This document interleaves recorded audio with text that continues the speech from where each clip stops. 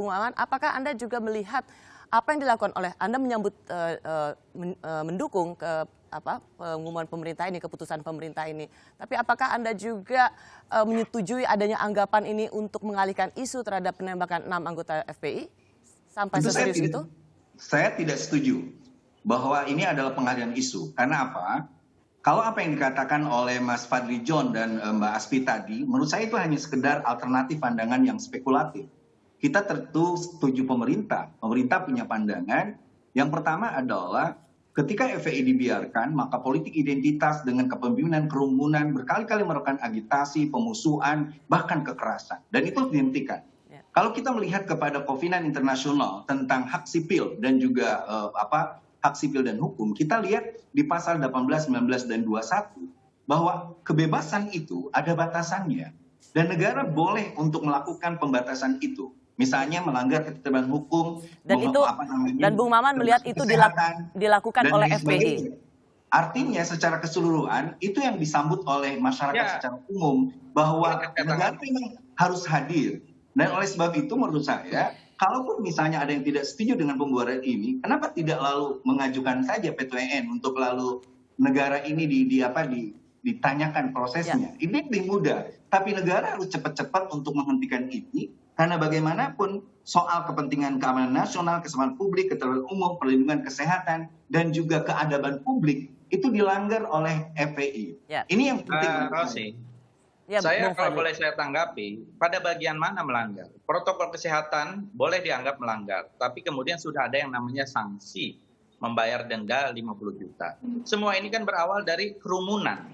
Ya, kalau kita lihat, jangan kita lupakan nih sejarah baru bulan November kemarin, Habib Rizik kembali, kemudian ada kerumunan, tiba-tiba hanya kerumunan ini yang mendapatkan perhatian, sampai ada Kapolda dicopot, dipindah, dan seterusnya. Tetapi kerumunan-kerumunan lain tidak dilakukan hal yang sama. Dan ini juga kalau kita lihat, masyarakat menilai. Ya, sekarang masyarakat itu bisa melihat kenapa hanya kerumunan ini seolah-olah kemudian dicari-cari, kemudian mungkin ada satu tindakan. Yang Anda ingin tanyakan adalah ketika itu dilarang atas satu kegiatan atau tindakan yang melanggar hukum. Selama ini FPI bagus. Di mananya? Oke, Prof. Edi.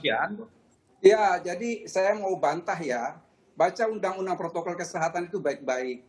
Tidak akan berhenti di sanksi administrasi. Anda perhatikan ketentuan pasal perhatikan ketentuan pasal 93 Undang-Undang Karantina Kesehatan. Coba Anda bacakan pasal itu. Bisa administrasi, bisa penjara dan atau kedua-duanya. Anda baca itu undang-undang itu. Artinya apa? Artinya tidak berhenti di administrasi. Itu kekeliruan Anda yang pertama. Kekeliruan Anda yang kedua yang kembali Anda ulangi. Anda mengatakan bahwa seharusnya pemerintah itu menegur dan lain sebagainya. Tidak, karena kita menganggap itu sudah bubar dengan sendirinya. Ya, jadi ketika dia bubar dengan sendirinya, mengapa dasar rujukan kita itu adalah pada pada putusan Mahkamah Konstitusi. Yang ketiga, bahwa bukan sebatas kerumunan. Baca baik-baik pertimbangan SKB itu. Dia seringkali melakukan kegiatan antara lain adalah razia. Sweeping itu adalah Einrichtung. Dasarnya apa? Dasarnya ada 206 kasus di mana 101 kasus itu sudah inkrah, sudah mempunyai putusan kekuatan hukum yang tetap. 101 kasus itu, Saudara Fadli, itu kebanyakan adalah pasal 170 KUHP. Jadi tidak bisa dikatakan bahwa itu perorangan. 170 KUHP itu dalam doktrin pidana namanya Sammenhastelde Delik. Itu adalah delik kolektif. Jadi Anda boleh ahli hukum ya, tapi Anda menggunakan hukum itu untuk kepentingan kekuasaan, tidak bukan untuk kepentingan kekuasaan, itu interpretasi. Gitu ya? Anda kembali prejudice. Kita bisa berdebat panjang-panjang itu tentang undang-undang karantina kesehatan. Anda karena tidak bisa menjawab argumentasi saya secara hukum, lalu Anda mulai menuduh. Mudah sekali untuk dipatahkan argumentasi Anda itu. Jadi seperti tadi Anda mengatakan bahwa Anda boleh berpendapat, ya saya pun juga boleh berpendapat. Jadi Anda tidak bisa melawan argumentasi hukum saya. Anda menuduh saya soal kekarantinaan kesehatan, silahkan supaya kita sama frekuensinya. Anda mendebat juga ya pasal 93. Ya? Tidak ada hubungannya. Jadi, itu. Bukan asal bunyi. Tidak ada hubungannya, misalnya pasal 93 itu dengan kasus Habib Rizik. Coba Anda baca. Anda hafal nggak pasal itu? Mas, pasal 93 itu kan di dalam Undang-Undang Kekarantinaan Kesehatan kemudian di dalam implementasinya itu bisa dituangkan dalam peraturan gubernur, peraturan wali kota maupun peraturan bupati. Baca dong, apa peraturannya, karena sifat apa? PSBB di masing-masing daerah itu berbeda.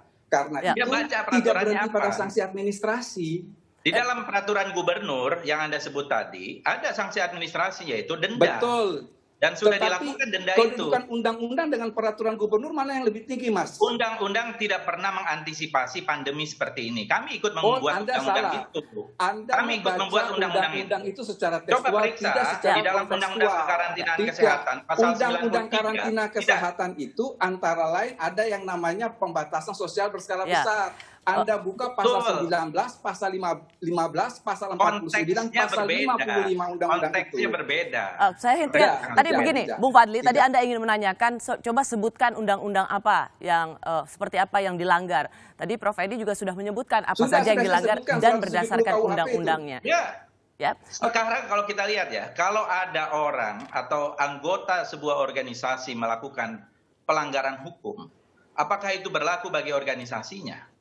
Ada organisasi misalnya anggotanya melakukan korupsi, apakah organisasinya dibubarkan atau dilarang? Ya. Kecuali itu menjadi kebijakan dari organisasi. Berarti Anda, apakah Anda ingin mengakui bahwa ada bagian dari FPI yang memang melanggar hukum?